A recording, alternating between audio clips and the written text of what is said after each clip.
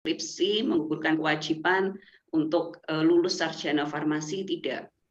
Tapi jadikan skripsi ini karya ilmiah kalian, karya yang harus maha sempurna ya, diusahakan ya. Jadi kalau artis atau bikin karya itu, karya seni itu sedapat mungkin sempurna, kalian juga sebagai seorang mahasiswa ini adalah karya terakhir, karya ilmiah terakhir kalian yang kalian rancang, kalian susun mulai dari awal ini, tentunya dengan bekal ilmu hari ini, dan mungkin tanggal 24 ada pelatihan ethical clearance yang itu mungkin sangat diperlukan untuk mahasiswa yang mengambil di bidang klinik, komunitas. Saya harapkan dengan bekal ilmu yang kalian dapatkan, kalian betul-betul mendalami bagaimana cara menulis skripsi yang baik, kita dapat menghasilkan publikasi sebanyak-banyaknya karya mahasiswa S1 farmasi. Ya, jadi bisa nanti nama kalian tercatat itu dalam sejarah di berbagai jurnal ya, tidak hanya ditumpuk sebagai laporan skripsi. Nah, itu harapan dari Prodi. Ya, mungkin itu saja dari saya, harapan saya. Semoga adik-adik bisa enjoy dengan kegiatan ini, mengambil manfaat sebanyak-banyaknya, dan nanti mengaplikasikan di skripsi kalian. Baik, saya akhiri. Wassalamualaikum warahmatullahi wabarakatuh. Waalaikumsalam warahmatullahi wabarakatuh. Terima kasih kepada Ibu Dian atas sambutannya. Selanjutnya, sebelum kita masuk ke dalam sesi presentasi, perkenankan saya untuk memperkenalkan moderator kita hari ini.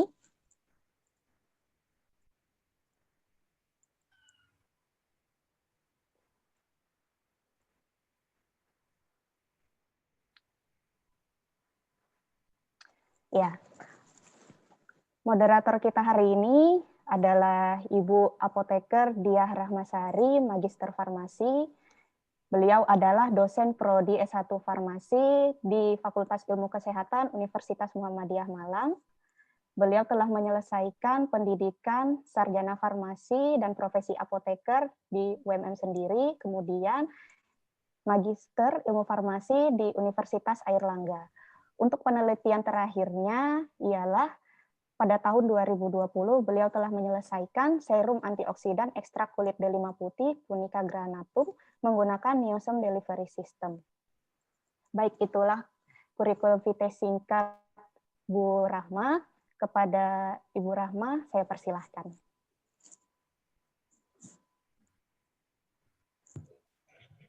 Ya, terima kasih kepada Mbak Fitriani ya.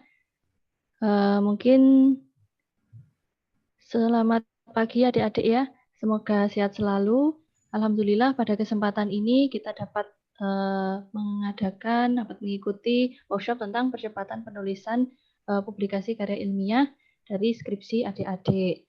Nah, pada kesempatan ini kita punya dua pemateri yang hebat ya, yang akan memberikan kalian gambaran bagaimana cara menulis skripsi yang baik, kemudian bagaimana mengubahnya menjadi naskah publikasi yang mungkin nanti akan dipublikasikan ke jurnal-jurnal yang ada, baik itu nasional maupun internasional. Nah, untuk pemateri kita yang pertama kali ini, beliau adalah Bu Apoteker Mutiara Titani, Magister Sains. Untuk kurikulum vitae dari beliau sendiri,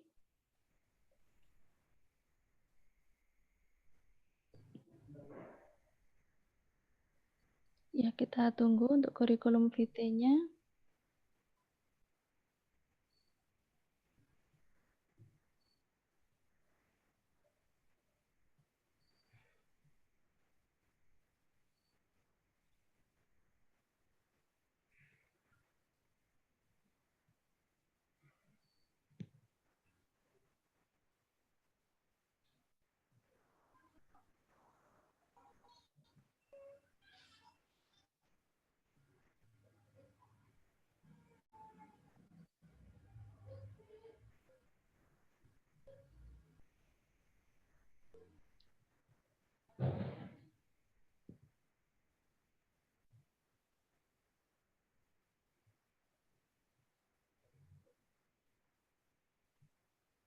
Apakah masih ada terkendala teknis ya?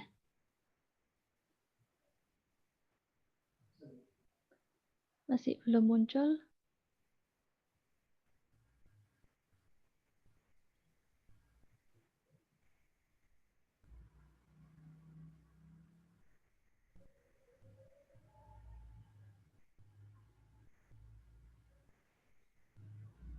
Ya, ini sudah ya. Berikut untuk kurikulum vitae dari Ibu Apoteker Mutiara Titani Magister Sains. Alamat saat ini beliau tinggal di Janti Barat ya, Blok CA nomor 14. Kemudian untuk nomor telepon beliau seperti yang tertera. Jika ingin menghubungi via email, berikut email yang bisa dihubungi.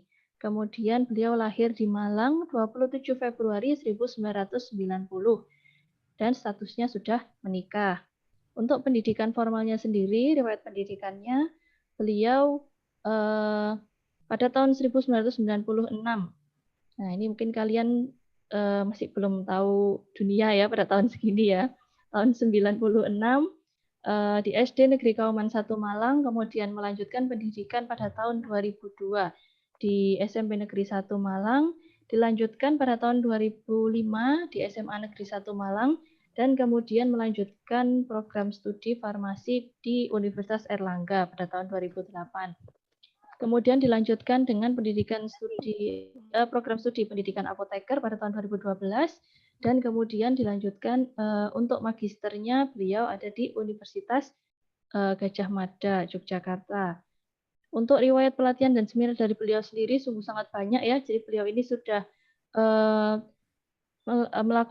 mengikuti berbagai pelatihan dan seminar.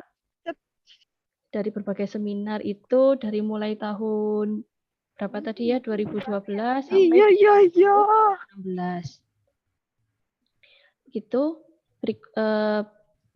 Itu adalah kurikulum vitae dari Ibu Mutiara Titani ya. Selanjutnya mungkin untuk materi tentang penulisan naskah skripsi akan saya berikan waktu dan tempat kepada beliau. Dipersilahkan. Baik, terima kasih Ibu Rahma atas kesempatan waktunya.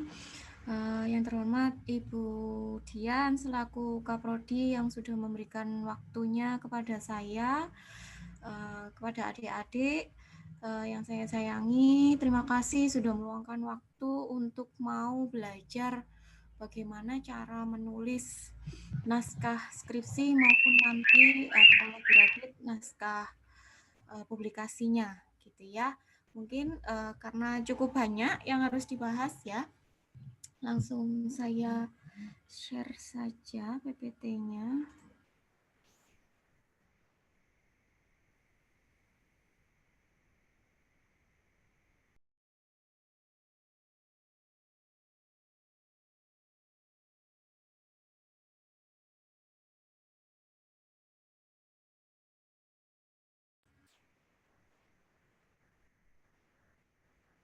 Sudah terlihat belum Bu PPT-nya? Ampun Bu. Oke. Ya, jadi untuk hari ini mungkin sebelumnya kita sudah pernah bertemu ya di pertemuan yang sebelumnya membahas tentang alur bagaimana adik-adik untuk bisa mengajukan skripsi. Nah, sekarang sambil menunggu SK jadi, saya share apa saja sih yang harus kalian tulis nanti untuk kedepannya selama satu tahun ini. Kalau bisa nggak sampai 1 tahun ya sudah selesai bagaimana cara menulis skripsi, gitu ya. Nah, naskah sendiri untuk di farmasi UMM itu ada 3.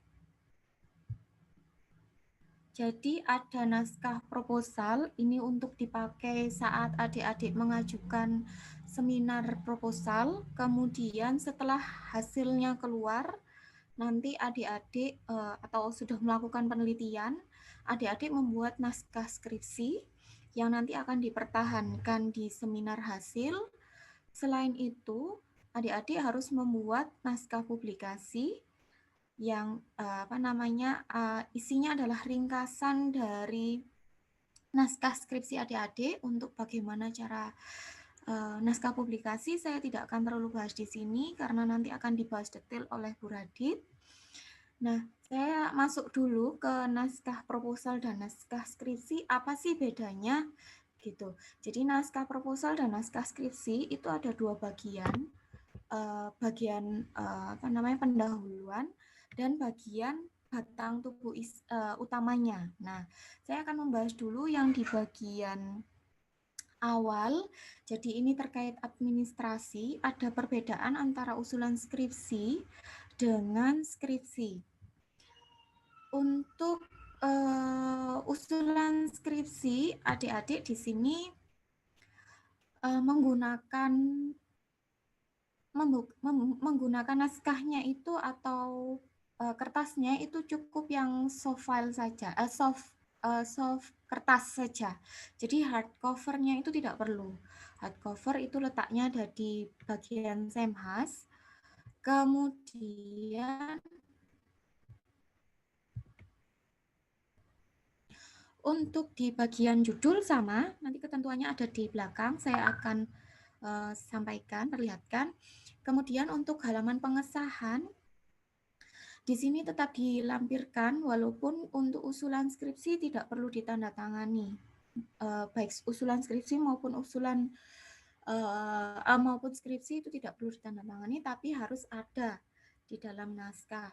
Kemudian kata pengantar hanya ada di naskah skripsi, ringkasan dan abstrak juga hanya ada di skripsi.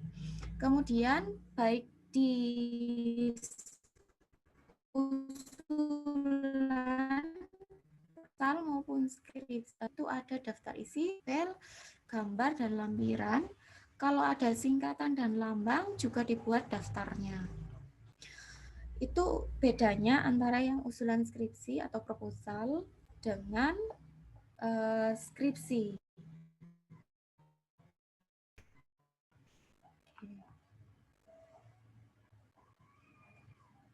Saya full screen ya, biar terlihat lengkap begitu. Sudah full belum Bu ya screen-nya? Oh ini sudah. Ya itu untuk yang usulan skripsi, bagian pendahuluan. Kemudian, nah ini adalah bagian utamanya di bagian batang tubuh utamanya. Ini yang kalian kerjakan selama 1 semester ini. Untuk yang proposal itu hanya terdiri dari 4 bab. Bab pendahuluan, tinjauan pustaka, kerangka konseptual, dan metode penelitian. Kalau kalian sudah mengerjakan 4 bab ini, dan kalian sudah mendapatkan persetujuan baik dari pembimbing 1 maupun pembimbing 2 terkait naskah, kalian bisa mengajukan seminar proposal. Gitu ya. Nah, sedangkan untuk naskah skripsi itu terdiri dari 7 bab. Jadi selain 4 bab yang yang sudah kalian pertahankan di seminar proposal, ditambah dengan bab 5 itu adalah hasil penelitian, bab 6 adalah pembahasan, dan bab 7 adalah kesimpulan serta saran. Jadi itu bedanya antara antara proposal dengan skripsi atau naskah skripsi begitu ya. Jadi yang naskah skripsi ini adalah naskah lengkap kalian. Kemudian untuk lampiran juga ada sedikit perbedaan. Ini perlu diperhatikan karena ini akan kami cek juga. Yang pertama, untuk yang bagian proposal maupun bagian skripsi, naskah, itu dua-duanya harus ada daftar riwayat hidup dari adik-adik sebagai peserta skripsi. Kemudian untuk proposal, selain dari daftar riwayat hidup, ada jadwal rancangan penelitian yang kemarin ketika form 1 sudah diajukan, itu dilampirkan kembali.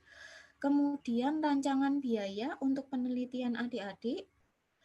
Kemudian form bebas plagiasi atau uji similarity P1 yang nanti diuji di TU ya, bagian administrasi Mbak Nisa. Nanti buktinya juga dilampirkan. Kemudian kalau ada data data pendukung penelitian, jadi adik-adik sudah melakukan penelitian pendahuluan, begitu bisa dimasukkan di dalam lampiran. Kemudian lembar pengumpul data ini juga kalau ada, ya. Jadi kalau di komunitas sama dan di klinik itu farmasi klinik itu biasanya ada, karena datanya cukup banyak yang perlu diambil, jadi perlu dilampirkan lembar pengumpul data agar bisa dicek oleh pembimbing maupun penguji. Adik-adik sudah sistematis belum cara untuk perekapan datanya. Kemudian untuk di naskah skripsi, selain daftar riwayat hidup, adik-adik nanti harus mencantumkan surat pernyataan bermaterai. Surat pernyataan bermaterai ini berisikan pertama bahwa naskah kalian ini bukan merupakan naskah plagiasi, itu yang pertama. Kemudian yang kedua, naskah skripsi adik-adik ini akan menjadi milik dari UMM gitu. Kemudian itu nanti dalam satu pernyataan, jadi ada poin 1 dan poin 2. Kemudian ada surat izin penelitian, baik itu kalau di farmasi berarti di lab farmasi itu berarti ada tanda tangannya Bu Kaleb gitu ya, kalau saat ini adalah Bu Radit, atau di lab-lab yang lain itu juga harus ada surat izinnya dilampirkan. Kemudian kalau di rumah sakit ataupun di sarana pelayanan yang lain juga harus ada surat izinnya, itu dilampirkan. Kemudian ethical clearance, ini kalian harus juga lampirkan. Apakah semua harus melampirkan ethical clearance? Nanti kita akan belajar lagi di minggu depan ya, bersama dengan tim etik.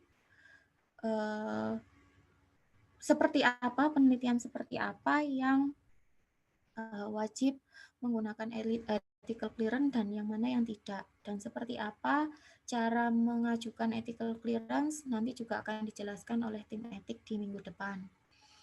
Kemudian selanjutnya adalah data penelitian dan analisis adik-adik, itu nanti juga dilampirkan. Jadi kalau menggunakan SPSS, hasil SPSS-nya dilampirkan. Kalau menggunakan kromatografi atau UV-vis dan seterusnya, hasilnya juga dilampirkan.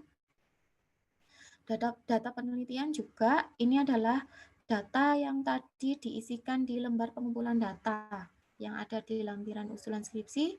Kalau di skripsi sudah ada datanya, dilampirkan juga.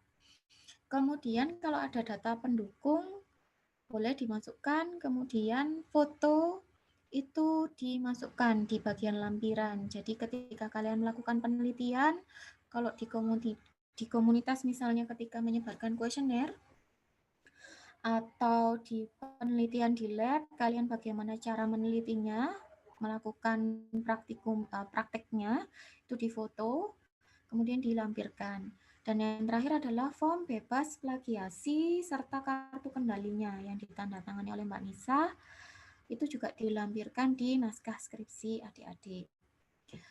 Bu Rahman, nanti saya kalau kurang setengah jam diingatkan ya Bu, takutnya kebablasan. Baik Bu, nanti kurang setengah jam saya reminder lagi. Baik, naskah untuk skripsi Dek, mungkin kemarin sudah sempat saya sampaikan bahwa skripsi itu tidak hanya dalam bentuk penelitian langsung yang kalian lakukan, begitu ya, bisa dalam bentuk laporan magang maupun karya ilmiah yang lain, gitu ya, sesuai dengan peraturan yang kemarin sudah saya sampaikan. Nah, untuk naskah atau untuk kegiatan yang non skripsi, non penelitian, itu ada sedikit aturan yang berbeda, begitu ya. Jadi untuk yang non skripsi itu tidak perlu dilakukan pembuatan usulan skripsi maupun ujian seminar proposal. Jadi setelah adik-adik selesai melakukan magang atau kalian menang PKM atau masuk penelitian kalian mungkin sebelum pengajuan skripsi sudah punya penelitian gitu ya, kemudian diajukan dan masuk ke jurnal yang sudah ditentukan, kalian langsung buat naskah skripsinya gitu. Jadi naskah skripsi, jadi nanti kalian langsung semhas, tidak perlu sempro. Itu ya. Nah, untuk naskah skripsi juga ada sedikit perbedaan dengan yang melakukan penelitian. Kalau yang bentuk lain dari skripsi, kalian hanya menulis 5 bab saja. Yang pertama adalah bab pendahuluan, yang kedua tinjauan pustaka, yang ketiga adalah kegiatan tugas akhir yang kalian lakukan, kemudian yang keempat adalah pembahasan dari tugas akhir, dan yang kelima adalah kesimpulan serta saran. Untuk apa yang diisikan nanti ada di terakhir akan saya jelaskan. Oke, nah sebelum masuk ke isi, ke apa namanya, batang tubuh utama dari naskah, saya ingin menekankan dulu terkait daftar pustaka dan sitasi, karena berdasarkan pengalaman saya di biro skripsi gitu ya, mengecek naskah skripsi, banyak sekali yang bermasalah terkait daftar pustaka dan sitasi ini. Saran kami sebagai apa namanya, pembimbing kalian nantinya, ketika kalian mengambil naskah sebagai mengambil pustaka begitu ya, yang dijadikan referensi naskah adik-adik, gunakan apa namanya, pustaka yang apa, manajer itu ya, baik Mendeley maupun Zotero. Silakan gunakan itu agar mempermudah dan bisa tersimpan naskah pustaka yang kalian gunakan gitu ya, lebih mudah. Oke, nah bagaimana cara penulisannya? Jadi ada beberapa format cara penulisan tergantung dari referensi yang adik-adik gunakan. Untuk naskah, untuk majalah ilmiah, kenapa ini kok resign? Pertanyaannya terakhir ya Bu ya? Betul Bu, untuk pertanyaan nanti kita kumpulkan di sesi akhir acara nanti, di akhir materi. Ya siap. Ya jadi kita lanjutkan dulu ya. Nanti kalau mungkin di Q&A ya Bu ya, untuk kalau ada yang bertanya terkait naskah, untuk kita bahas terakhir, saya bahas dulu untuk referensinya. Jadi untuk jurnal atau artikel gitu ya, ada formatnya. Formatnya seperti yang ditulis di dalam PPT, yaitu penulis 1, penulis 2, dan seterusnya. Harus lengkap semuanya dituliskan. Nama belakangnya dulu, baru nama depannya disingkat, kemudian titik ya, titik tahun publikasi dari artikel tersebut, kemudian titik judul artikel, kemudian titik nama jurnal. Ini dicetak miring, tidak perlu di bold ya. Ini saya bold untuk formatnya supaya adik-adik paham. Ini yang perlu diperhatikan, jurnalnya dicetak miring gitu ya. Kemudian setelah nama jurnalnya volume berapa, nomor berapa, dan halamannya halaman berapa. Gitu. Contohnya dari sebelah kanan. Kemudian ada juga adik-adik pasti beberapa melihat dari naskah kakak-kakak tingkat ya. Baik naskah skripsi atau kalau ada tesis dan disertasi itu juga bisa dipakai, serta laporan penelitian kalau ada. Nah, itu juga bisa digunakan, ada formatnya tersendiri. Gitu ya. Formatnya sebenarnya hampir sama dengan yang majalah, gitu, cuman bedanya adik-adik mengambil naskah apa nih? Naskah skripsi, tesis, atau disertasi, atau laporan penelitian. Nah, itu dicetak miring. Itu yang dicetak miring ya. Jadi bukan judulnya, tapi jenis apa namanya, naskahnya, apakah skripsi, tesis, disertasi, atau laporan penelitian yang dimiringkan. Oke, kemudian selanjutnya ini kalau referensi adik adalah buku. Buku ada 2 macam, buku yang ditulis sendiri oleh penulis tanpa editor, biasanya penulis Indonesia ya, atau yang ada editornya, gitu ya. Nah, kalau buku itu yang dicetak miring baru judulnya, gitu ya, baik yang ada editor maupun tidak ada editor. Nah, perbedaannya adalah kalau buku tersebut ada editornya, nama dari editor dituliskan setelah judul dari buku, gitu ya. Itu untuk buku. Kemudian kalau sekarang tidak menggunakan internet itu rasanya kurang mantep gitu ya. Nah, ada juga referensi yang kalian misalnya mengambilnya ternyata dari internet. Nah, dari internet ini ada dua macam. Bentuk file, begitu ya, bentuk file, atau yang bentuknya adalah website. Dan websitenya ini tolong nanti adik-adik buka kembali website yang bisa digunakan sebagai referensi, itu website yang seperti apa ya, dibuka kembali pelajaran sistem informasi obatnya.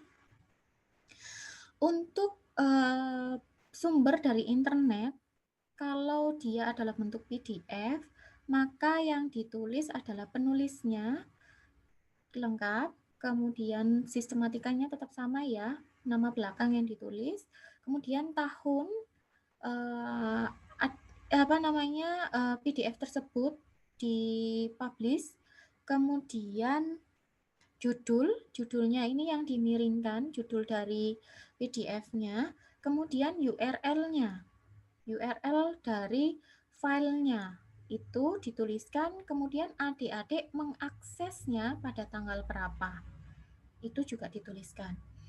Sedangkan kalau yang di bawah itu, mohon maaf saya belum mengganti, itu adalah untuk yang website ya. Website juga sama gitu ya. Kalau misalnya dari semua referensi itu ada yang tidak ada penulisnya begitu ya, adik-adik bisa menuliskan judul dari atau nama penulisnya itu adalah anonim. Itu bisa. Itu untuk referensinya. Jadi ada 6 tipe penulisan untuk tiap referensi, ada berbeda-beda, tolong diperhatikan. Jadi nanti saat mau mengajukan sempro atau semhas, kalian sudah harus mengecek bahwa formatnya sudah betul, gitu ya. Kemudian ini selanjutnya terkait sumber pustaka, bila dituliskan di dalam naskah atau sering disebut dengan citasi, kalau adik-adik menuliskan citasinya, yang dituliskan hanya nama keluarga atau nama belakangnya saja dari penulis tersebut, gitu ya. Menulis citasi itu bisa di belakang kalimat atau di depan kalimat. Kalau di belakang kalimat, kalian tulis dengan kurung, ya, dibuat kurung. Kalau di depan, seperti yang di paling bawah, dituliskan namanya dulu, kemudian tahunnya, gitu ya. Nah, di sini kalau penulisnya hanya satu, tidak masalah ya, mudah. Kalau penulisnya dua-duanya dituliskan. Kalau naskahnya itu isi atau konten dari penulisannya itu sama, tapi menggunakan beberapa referensi begitu ya, adik-adik bisa menuliskan dengan titik koma. Referensinya dituliskan semua dengan cara menambahkan titik koma. Kemudian kalau penulisnya lebih dari 2, baik itu 3, 4, dan seterusnya, dituliskan dengan et al. Jadi tidak dituliskan semua nama penulisnya, tapi dituliskan et al. Gitu ya. Itu tolong diperhatikan karena ini sering sekali salah. Itu yang pertama. Yang kedua, ketika di penulisan terkait citasi maupun daftar pustaka, ini sering terjadi ketidaksinkronan gitu ya. Maksudnya gimana, Bu? Di naskah skripsi adik-adik ada citasinya, di bagian daftar pustaka itu tidak ada daftar pustakanya. Itu sering terjadi. Jadi nanti tolong diperhatikan betul. Jangan sampai ada yang terlewat dari literatur yang adik-adik gunakan. Oke, kemudian kita lanjutkan ke bagian persiapan dulu sebelum masuk ke bagian bagian utama dari naskah, gitu ya. Jadi ada tadi cukup banyak. Yang pertama yang saya ingin bahas itu adalah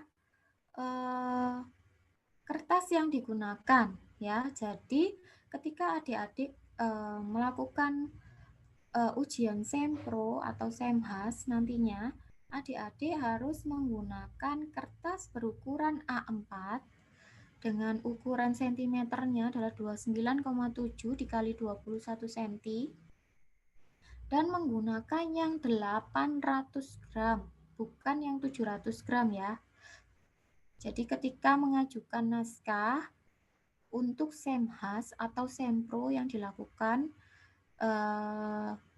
kertasnya adalah ukuran 80 gram.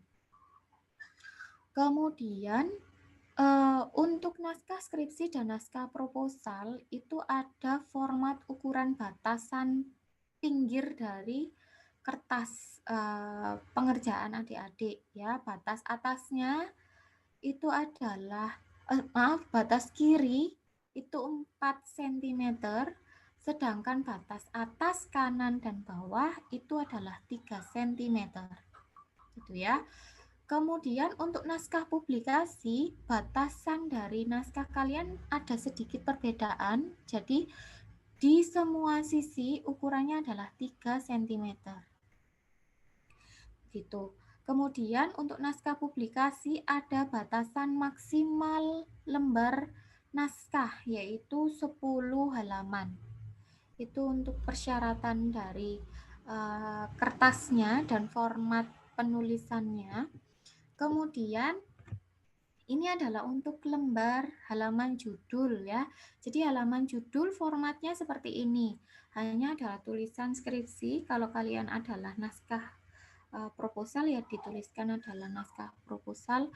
Kemudian dengan dengan jarak 4 cm ada tulisan nama kalian, nama lengkap. Kemudian agak ke bawah sedikit itu ada judul kalian gitu ya. Ketentuan judulnya nanti ada di belakang, saya akan berikan. Kemudian harus ada logo dari UMM, ukurannya juga sudah ditentukan yaitu 6 cm x 6 cm. Kemudian yang terakhir itu adalah nama dari program studi farmasi Fakultas Ilmu Kesehatan Universitas Muhammadiyah Malang, tahunnya tahun kalian melakukan sempro tersebut atau semhasnya ya. Berarti kalau tahun depan kalian sempro 2021 dituliskan. Untuk ukuran hurufnya ada sendiri-sendiri ya aturannya, nanti bisa dilihat di gambar atau nanti akan saya berikan panduan penulisannya juga ada gitu. Kemudian nah ini yang tadi saya bilang ada lembar pengesahan. Jadi lembar pengesahan nanti juga ada 2. Lembar pengesahan yang berisi pembimbing saja, pembimbing 1 dan pembimbing 2. Kemudian yang kedua itu adalah lembar pengujian yang berisi semua tanda tangan dari penguji. Gitu ya. Untuk formatnya nanti bisa dilihat baik spasi maupun besaran dari hurufnya nanti bisa dilihat lagi adik ya, tidak saya terlalu bahas detail. Di sini semuanya menggunakan format Times New Roman hurufnya gitu ya. Jadi tidak boleh menggunakan huruf yang lain. Oke, kemudian untuk kata pengantar, nah ini kata pengantar kami berikan aturan juga urutan dari yang diucapkan terima kasih begitu ya. Jadi yang pertama adalah pembimbing kalian, kemudian tim penguji, baru struktural, dan terakhir adalah orang-orang dekat kalian yang ingin kalian masukkan ke dalam naskah di kata pengantar gitu ya. Ini untuk kata pengantar, kemudian untuk ringkasan kalian itu juga nanti di bagian naskah skripsi hanya diperbolehkan maksimal 3 halaman. Ya, maksimal hanya 3 halaman. Isinya uraiannya adalah berisi mulai dari latar belakang, rumusan masalah, tujuan adik-adik skripsinya, kerangka konseptual secara tertulis ya, bukan yang bentuk gambar, kemudian metode penelitian, hasil, dan yang terakhir adalah kesimpulan dan saran. Itu yang dituliskan. Kemudian ini untuk abstrak, nanti juga akan dijelaskan detail oleh Bu Radit, gitu ya, karena ini penting. Jadi di bagian abstrak nanti kalian harus menulis dalam bentuk bahasa Inggris dan bahasa Indonesia. Nah, ini kebetulan yang saya ambil adalah kakak tingkat kalian, gitu ya, naskah kakak tingkat kalian. Di sini ada Pak Didi juga. Jadi untuk abstrak itu ada aturannya, ta yang di dalam kurung itu maksimal adalah 250 kata. Jadi paragrafnya itu 250 kata itu maksimal. Gitu ya. Jadi tidak dihitung mulai dari judul, tapi dari paragraf abstraknya. Kemudian paragrafnya ini terdiri dari ini tidak pakem ya, tapi boleh seperti ini. Yang pertama adalah latar belakang yang dilanjutkan dengan tujuan penelitian adik-adik.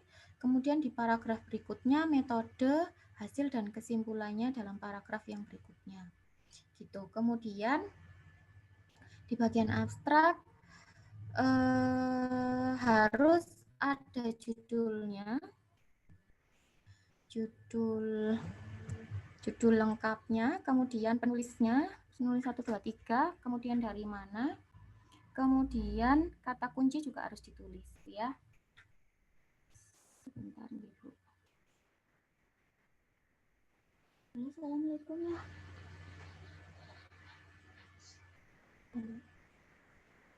Halo ya. Ini lagi seminar ya.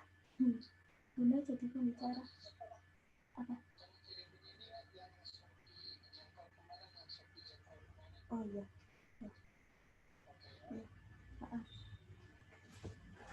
Oke, mohon maaf sebelumnya ada sedikit ini. Ya, itu tadi untuk abstrak. Jadi nanti abstrak yang adik-adik buat itu ada dalam bentuk bahasa Inggris dan bahasa Indonesia. Kemudian selanjutnya adalah untuk daftar isi ya.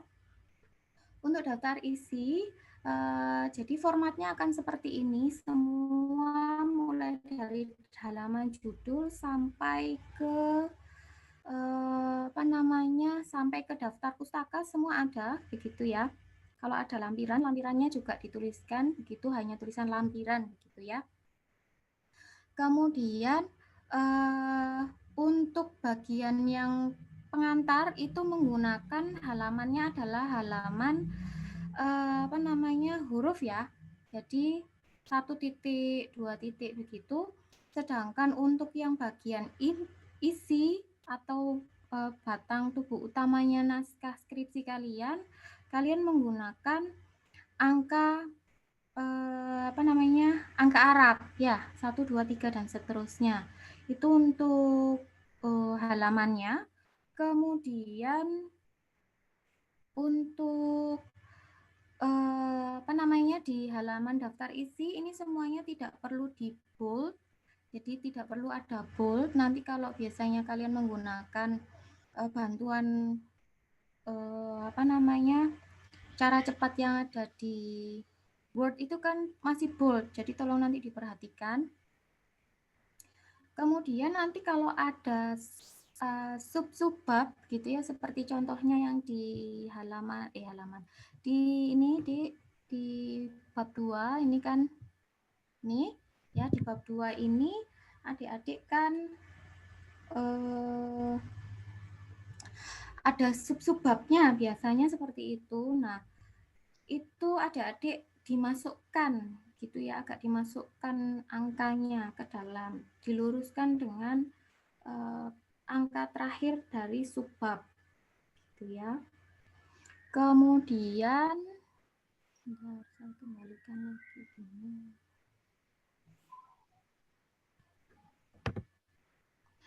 Selanjutnya ini adalah untuk daftar tabel dan daftar gambar.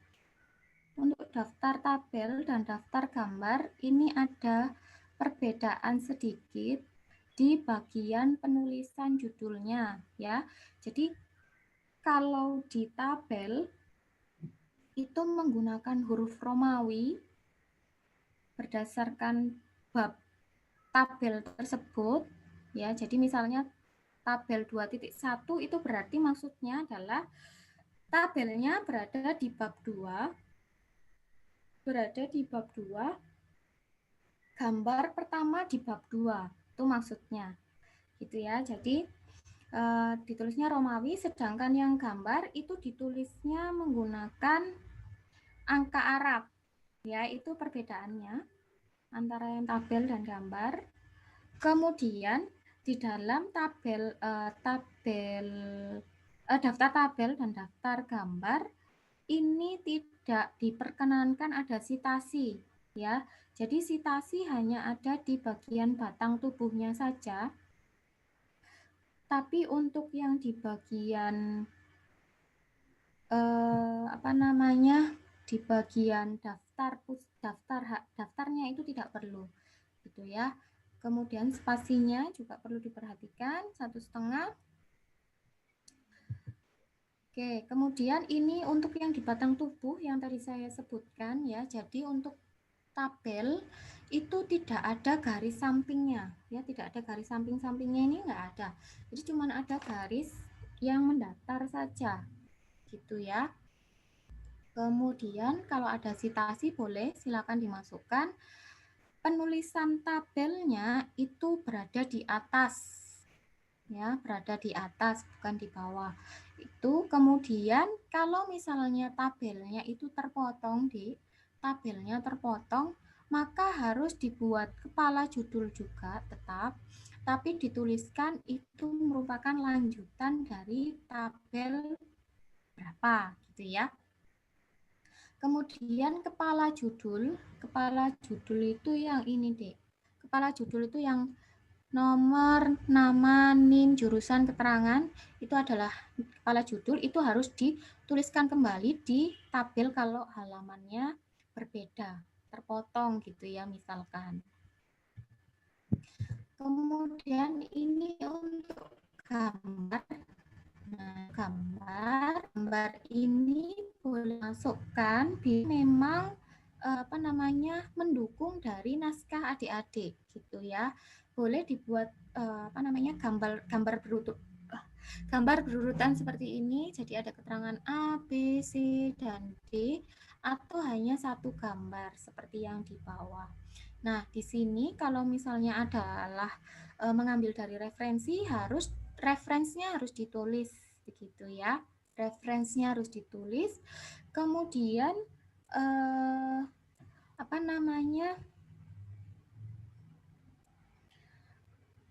untuk yang judul dari gambarnya itu tidak perlu di bold, tapi keterangan gambar 5.1 dan seterusnya itu di bold ya.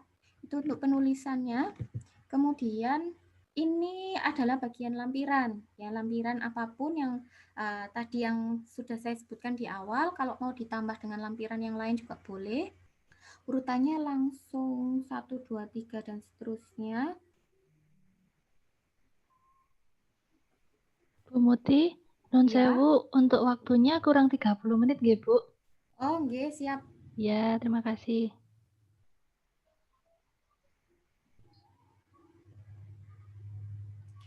Ya, jadi ini untuk yang lampiran ya, urutannya hanya cukup angka saja, jadi tidak ada format di bagian depannya. Kemudian kalau ada daftar singkatan, ini daftar singkatan spasinya adalah 1,5 juga. Kemudian kalau ini adalah menggunakan bahasa Indonesia, contohnya DM ya, diabetes mellitus itu kan bahasa Indonesia, kalian cukup menggunakan bahasa tulisannya ditegakkan. Tapi kalau bahasa Inggris, misalnya ATP gitu ya, kan itu bahasa Inggris dari adenosina trifosfat. Nah, itu dimiringkan. Jadi semua bahasa Inggris, bahasa Latin, bahasa Jawa, semua bahasa selain bahasa Indonesia harus dimiringkan. Gitu ya, untuk penulisan dari bahasa Inggris maupun nanti kalau itu bentuk singkat, penjelasan dari singkatan. Oke, kemudian kita masuk ke bagian batang tubuh utama. Ini adalah intinya, begitu ya. Nah, untuk judul aturannya maksimal judul hanya bisa 12 kata ya. Kalau dilihat tadi sepertinya Mbak Vidyar tadi lebih dari 12 kata, Bu. Iya, bisa lebih dari 12 kata maksimal tapi hanya 3 baris gitu ya. Jadi yang menjadi pokok permasalahan utama itu dituliskan dalam huruf yang besar begitu, font besar 12. Kemudian untuk yang penjelasnya, jadi misalnya untuk tempatnya, lokasinya, dan seterusnya, itu bisa menjadi subjudul seperti yang tadi dicontohkan oleh Kak Vidyar, itu di dalam kurung ya, di dalam kurung sebagai subjudulnya gitu. Itu bisa. Tapi maksimal itu cuma 3 baris. Kemudian kata-katanya untuk judul utama itu hanya 12 kata. Seperti itu. Kemudian, nah ini untuk bab pendahuluan, ini yang saya bahas adalah untuk yang skripsi dulu ya. Untuk yang non skripsi, yang bukan skripsi, nanti ada penjelasannya sendiri sedikit.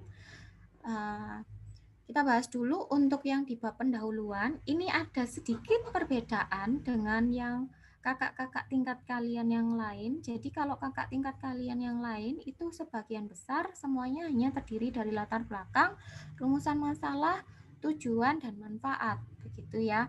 Nah, kalau penelitian adik-adik sudah ada teori dasarnya, itu bisa dimasukkan di poin hipotesis. Gitu ya. Jadi ada poin hipotesis di bagian bab 1 pendahuluan. Nah, ini yang baru, yaitu kebaruan dari penelitian. Adik-adik harus mencari 3 penelitian sebelum adik-adik lakukan yang mirip dengan penelitian adik-adik, sehingga bisa dilihat kebaruan penelitian adik-adik itu apa sih dibandingkan penelitian yang sebelum-sebelumnya. Nah, untuk kebaruan penelitian ini dibuatnya adalah dalam bentuk tabel gitu ya. Kemudian untuk format penulisannya, aturan pinggirannya sama, spasinya juga sama. Khusus untuk bagian bab 1 dan tulisan pendahuluan itu spasinya 2, sedangkan sisanya itu spasinya 1,5 ya, Dik. Kemudian untuk subbab latar belakang dan seterusnya yang nanti dimasukkan ke dalam daftar isi itu harus di bold. Jangan lupa untuk di bold. Yang dimasukkan ke dalam daftar isi. Jadi kalau nggak dimasukkan ke dalam daftar isi, tidak perlu di bold. Gitu ya. Nah, untuk latar belakang itu isinya adalah why, kenapa kalian meneliti naskah itu? Apa latar belakang yang mendasari munculnya penelitian itu? Rumusan masalah, pertanyaan utama yang kalian yang kalian munculkan di penelitian itu apa sih? Itu rumusan masalah. Jadi bentuknya adalah pertanyaan. Kemudian tujuan penelitian ini adalah tujuan yang ingin dicapai dalam penelitian itu, gitu ya. Kemudian hipotesis sesuai dengan teori. Kebaruan penelitian ini tadi sudah saya jelaskan. Manfaat penelitian, ya, baik bagi kalian sebagai peneliti, bagi institusi maupun bagi tempat penelitian kalian. Minimal 3 itu. Kalau bisa untuk masyarakat akan lebih baik lagi, gitu ya. Itu untuk di bagian bab 1 begitu. Jadi cukup banyak yang harus kalian cari di sini. Kemudian ini adalah bab tinjauan pustaka, bab 2. Untuk formatnya sama ya, jadi jarak antara bab 1 dengan tulisan tinjauan pustaka itu jaraknya 2, sisanya itu 1,5, kemudian harus di huruf kapital semua tanpa titik. Di tinjauan pustaka ini adalah bab yang berisi urutan sistematik tentang segala hal yang akan mendukung penelitian adik-adik secara teoritis, gitu ya, baik secara konsep,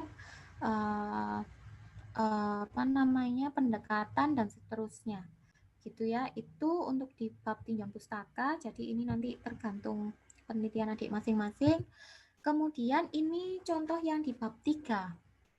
Bab 3 itu hanya akan ada 2 subbab, yaitu kerangka konseptual yang berisi gambar atau skema dari penelitian adik-adik dan uraian kerangka konseptual, jadi yang secara tertulis gitu ya. Nah, untuk skema ini adalah kerangka berpikir adik-adik dalam penelitian ya. Jadi penelitian adik-adik itu kalau dari latar belakang dan seterusnya itu sampai nanti ke hasil analisis itu kalau dikonsepkan penelitiannya seperti apa gitu ya. Nah, kemudian ini ada beda warna ya. Ini jadi kalau misalnya ada beda warna, beda garis, beda bentuk, itu harus diberikan keterangan tambahan di bagian kerangka konsepnya gitu ya. Itu untuk bagian kerangka konseptual. Kemudian ini adalah di bagian metode. Nah, metode ini adalah salah satu yang sangat penting yang harus kalian pahami betul melakukan skripsi, karena ini yang menjadi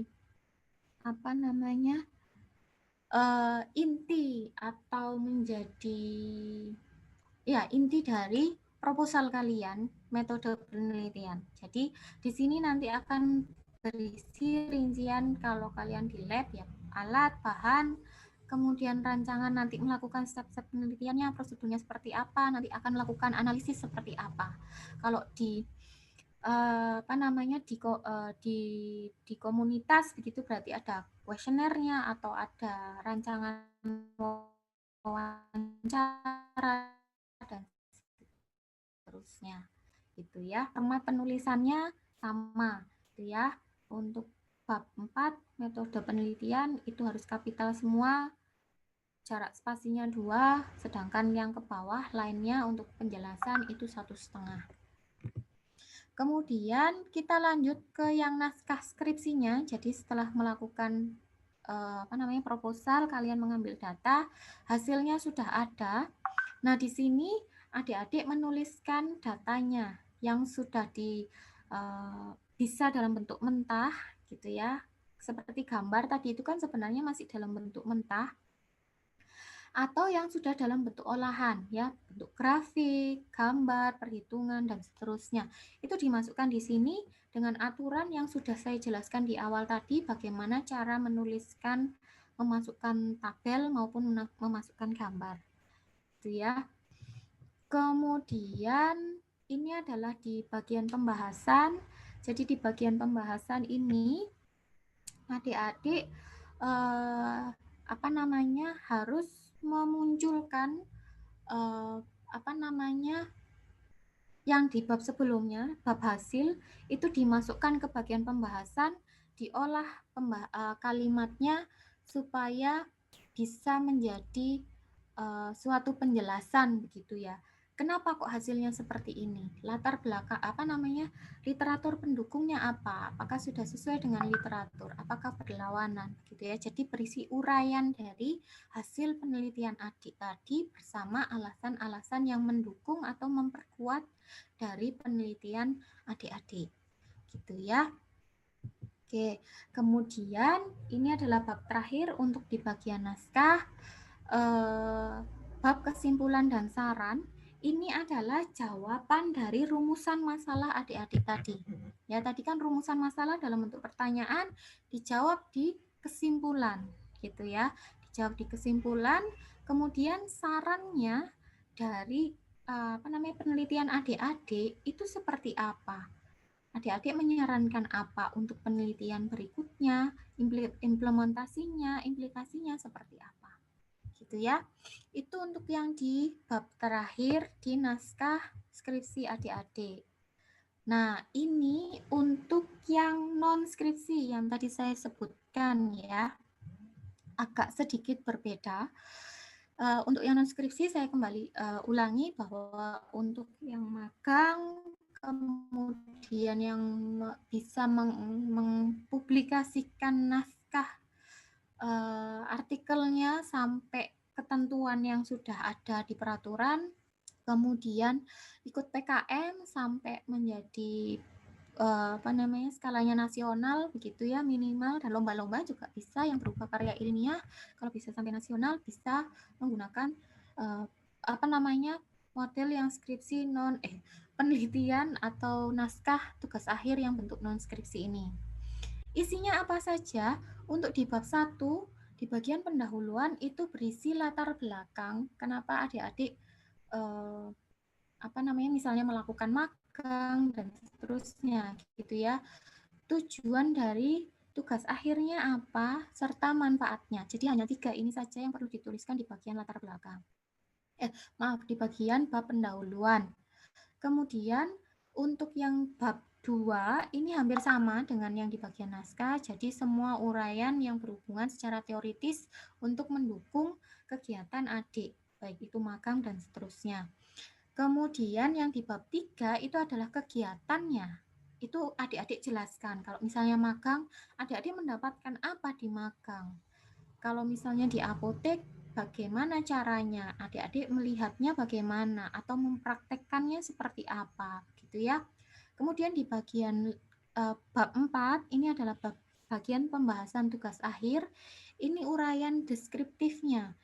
Hampir sama dengan yang di bagian penelitian begitu ya. Jadi menghubungkan antara kegiatan adik-adik dengan tinjauan pustaka yang ada. Itu seperti apa. Kemudian yang di bagian akhir kesimpulan dan saran. Isinya hampir sama begitu ya, berisi tentang simpulan dari kegiatan adik-adik, kemudian sarannya untuk diimplikasikan atau implementasinya seperti apa dari kesimpulan tersebut. Mungkin itu Bu Rahma untuk pemaparan dari saya terkait penulisan naskah baik skripsi maupun proposal ya. Oke, terima kasih Bu Mutiara. Jadi sudah sangat lengkap sekali ya tadi penjelasannya untuk adik-adik. Jadi yang akan dan sudah mengajukan untuk skripsi ya, atau sekarang sedang menulis. Nah, jadi bisa dilihat lagi. Ternyata memang sebetulnya sudah ada ya diatur mulai dari cover sampai dengan lampirannya, sampai dengan kesimpulan sampai lampiran itu juga sudah diaturkan di pedoman skripsi ya Bu ya. Jadi adik-adik memang seharusnya sudah bisa menulis dengan baik kalau sudah sesuai dengan pedoman skripsi. Mungkin waktunya masih ada 16 menit.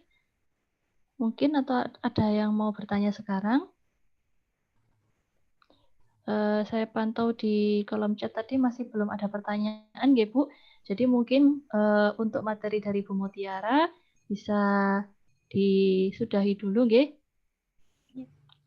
Mungkin nanti akan kita buka sesi tanya jawab Bu untuk di akhir sesi nanti, di akhir sesi 2.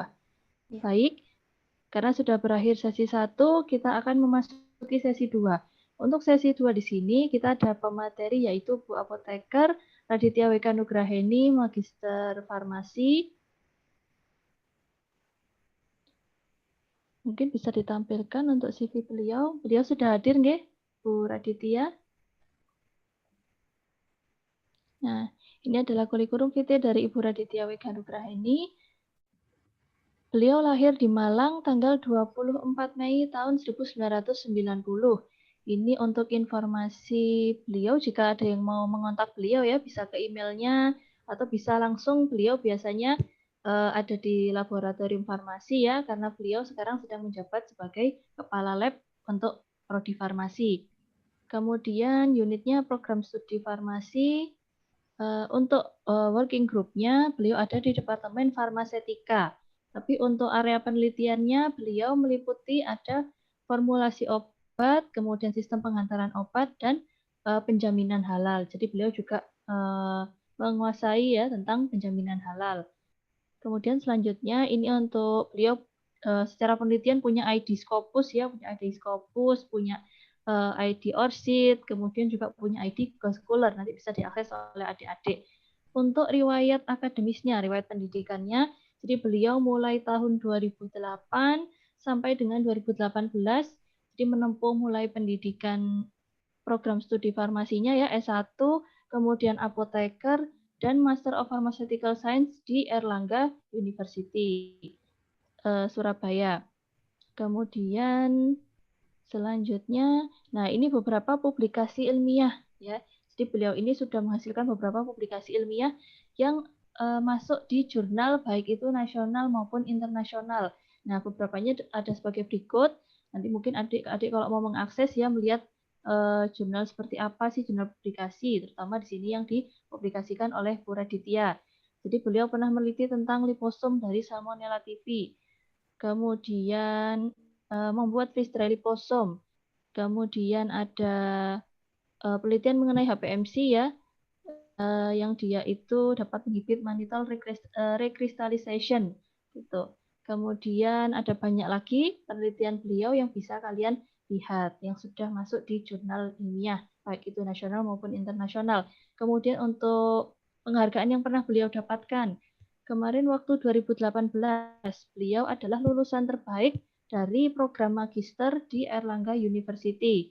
Kemudian pada tahun 2020 beliau juga mendapatkan presenter ya ketika mengikuti konferensi internasional di halal industri. Mungkin yang kemarin juga best presenter ya untuk yang conference di UMY, mungkin belum dimasukkan ya. Jadi pada tahun 2020 beliau 2 kali mendapatkan best presenter. Gitu. Mungkin begitu untuk CV Ibu Raditya. Untuk materi yang akan beliau sampaikan pada hari ini adalah bagaimana cara menghasilkan naskah publikasi yang kira-kira berkualitas ya dan bisa diterima di jurnal nasional maupun internasional. Untuk waktu dan tempat, saya persilahkan kepada Ibu Raditya Nugraini. Ya. Terima kasih Bu Rahma selaku moderator dan juga teman-teman panitia dari Prodi S1 Farmasi. Ya, jadi untuk kesempatan kali ini, insya Allah saya diberi ini ya amanah untuk sharing ya masalah bagaimana cara kita memproses ya naskah skripsi yang tadi sudah dijelaskan oleh Bu Muti menjadi satu artikel jurnal ya, menjadi satu artikel ilmiah yang diterbitkan pada jurnal atau terbitan berkala. Nah, langsung saja mungkin saya share untuk materinya. Apakah sudah bisa terlihat ya? Sudah, Bu Radit. Nah, ini sebentar. Sudah full screen atau belum? Sampun. Sampun, ya. Nah, jadi ini materi yang diamanahkan kepada saya itu adalah bagaimana cara menulis publikasi ilmiah untuk mahasiswa farmasi S1 ya, di tingkat S1. Nah, ini sebenarnya adalah prinsipnya sama saja ya dengan penulisan skripsi tadi, tapi di sini menjadi lebih fokus bagaimana mengolah naskah skripsi itu menjadi satu artikel ilmiah ya. Kalau adik-adik sering membaca yang biasanya dijadikan pustaka itu yang dari jurnal-jurnal, kalau skripsi itu kan tebelnya bisa sampai 100 halaman ya, tadi waktu dijelaskan Bu Muti ya, itu bisa sangat tebal sampai lampiran dan sebagainya. Nah, kalau di jurnal ilmiah atau di artikel ilmiah dalam bentuk jurnal, itu tebalnya kan tipis ya, jadi maksudnya tidak terlalu banyak ya, paling 5-10 halaman, jadi tidak terlalu banyak. Maka informasi yang di sana itu adalah informasi yang secara ringkas, tapi harus bisa menjelaskan keseluruhan dari penelitian yang dilakukan. Nah, sebelumnya mungkin ini selain sebagai Kepala Lab Farmasi, saya juga bertugas sebagai editor in chief ya, jadi untuk editor kepala di jurnal Pharmascience ya. Jurnal Pharmascience ini adalah jurnalnya Prodi Farmasi Universitas Muhammadiyah Malang ya. Untuk jurnal ini jurnal nasional ya, jurnal nasional, tapi kami terbitkan dalam bahasa Inggris ya. Harapannya apa? Semoga dalam beberapa tahun mendatang ya kita akan bisa launching go internasional juga. Amin ya. Nah, itu semuanya adalah dengan dukungan dari seluruh sivitas akademika, termasuk juga nanti adik-adik ya. Penelitian-penelitian yang bagus nanti ditulis di format menjadi bentuk jurnal, kemudian bentuk artikel ilmiah ya, kemudian diterbitkan di jurnal. Salah satunya bisa diterbitkan juga di Pharmascience. Silakan bisa diklik di alamatnya adalah http://jurnal UMM-ACID indeks PHP Pharmascience ya. Atau kalian cari aja di Google Pharmascience UMM ya. Kunjungan adik-adik itu penting ya. Kunjungannya adik-adik ini juga penting juga bagi kami karena nanti akan dinilai dari akreditasi